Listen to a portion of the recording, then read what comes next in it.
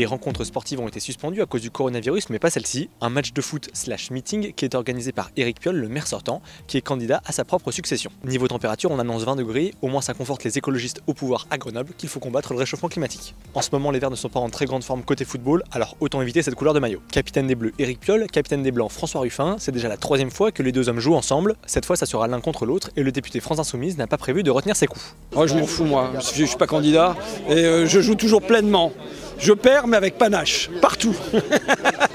Il faut dire que François Ruffin il commence à avoir de la bouteille puisqu'il fait partie de l'équipe des députés de l'Assemblée nationale. Équipe qui participe à des matchs caritatifs et qui est coachée par le mythique Guy Roux, l'ancien entraîneur d'Auxerre. Les députés footballeurs qui viennent de tous bords politiques jouent ensemble main dans la main et ils connaissent tous les mêmes défaites, les mêmes désillusions. 3 matchs, 3 défaites, 12-1, 6-1 et 14-2, ça fait 32 buts encaissés et seulement 4 inscrits. Ouais mais là c'est tellement catastrophique comme match que c'est des défaites même sans le moindre panache, donc j'espère vraiment pas qu'on aura à vivre ça aujourd'hui.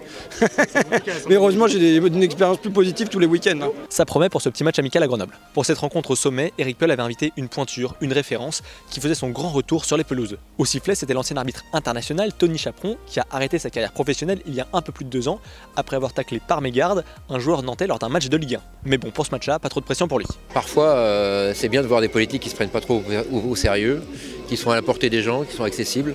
Donc oui, ça me va bien. Moi, j'aime bien ce côté, voilà, presque champêtre. C'est un peu le foot que j'aime aussi. Néanmoins, même si cette rencontre est supposée amicale, Tony Chaperon, qui était réputé pour sa sévérité, a pris ses cartons au cas où. Par expérience, on ne peut jamais présumer de rien du tout. Donc quand bien même vous jouez entre potes, on n'est jamais à l'abri d'un mauvais coup ou d'une mauvaise réaction. Donc on sera vigilant. J'espère qu'ils seront... bon. Juste avant le premier tour, ce serait dommage qu'il y en ait un qui se blesse, quoi. Voilà. Allez, maintenant, intéressons-nous à ce match qui va se jouer à 7 contre 7. J'ai même sorti mes lunettes parce que je pense qu'on va en prendre plein les yeux. En tout cas, les supporters sont venus en nombre pour soutenir leur équipe préférée ou bien faire passer des messages à la municipalité. La politique n'est jamais bien loin. La commune, elle est à nous, la commune, elle est à nous. Par contre, pour la qualité de la pelouse municipale, on repassera. Dommage pour une mairie qui est supposée verte. C'est d'ailleurs pour ça que les crampons sont interdits pour cette rencontre. En plus de François Ruffin, on retrouve d'autres députés sur le terrain, comme Clémentine Autain ou Mathieu Orphelin. Les côtés gauche de chaque équipe sont plutôt bien fournis. Par contre, on a délaissé l'aile droite. Côté gauche, justement, Éric Piolle qui fait parler tout son talent technique, ça se joue de l'opposition avant de déclencher une frappe tendue qui ne manque d'un rien les cages. Oh là là là, quel joueur, quelle facilité, quelle aisance technique, tout en maîtrise. En tout cas, on sent beaucoup d'aisance, beaucoup de facilité quand chaque équipe a le ballon au pied. Même constat au niveau des touches, rien de réglementaire, mais on laisse jouer. Allez, nouvelle chance pour les Blancs avec ce pénalty sifflé par Tony Chaperon, la joueuse qui s'élance. Oh là là, que c'est mal tiré. Attention à ne pas regretter toutes ces occasions, est-ce qu'on aurait peur de marquer contre l'équipe du maire? À la pause, les esprits s'échauffent un peu avec cette remarque captée par notre micro. Ouais, mais je sais que tu lui as proposé un poste d'adjoint ou un truc comme ça. Si jamais il faisait 2-3 trous dans le match, il y avait une poste d'adjoint assuré. François Ruffin qui accuse son propre gardien d'être corrompu après une boulette en première période. Ah, c'est pas beau à voir, ça rappelle les tristes heures du football français.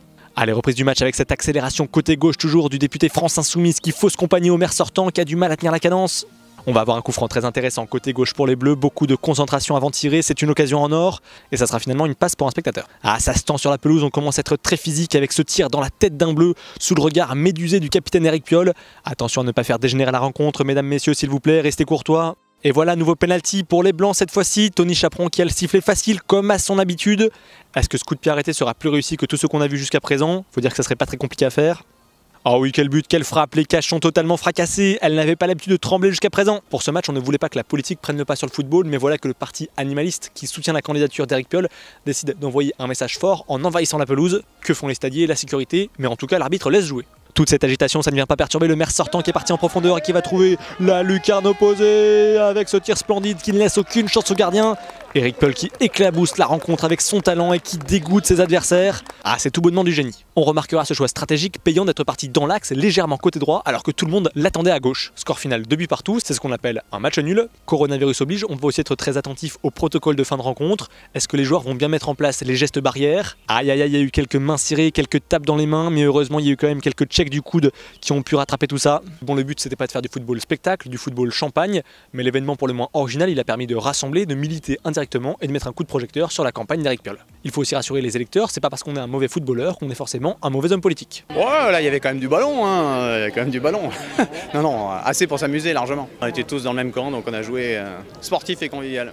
Et pourquoi pas remplacer les débats par un face-à-face avec ses principaux adversaires politiques. Sur le terrain, vous savez, je suis un peu rugueux moi au football normalement. Là, je me retiens, mais normalement je suis un peu combatif sur les terrains de sport, donc il vaut mieux que ça reste dans le débat d'idées.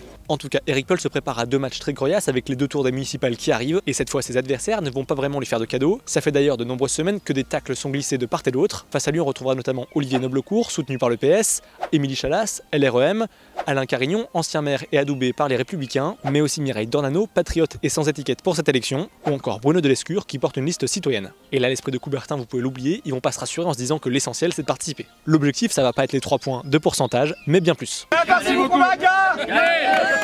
N'hésitez pas à vous abonner, liker, commenter, partager la vidéo si elle vous a plu, me rejoindre sur Facebook, sur Twitter. Quant à nous, on se retrouve très prochainement pour une nouvelle vidéo. D'ici là, portez-vous bien, faites du sport et tenez-vous informés. Ciao.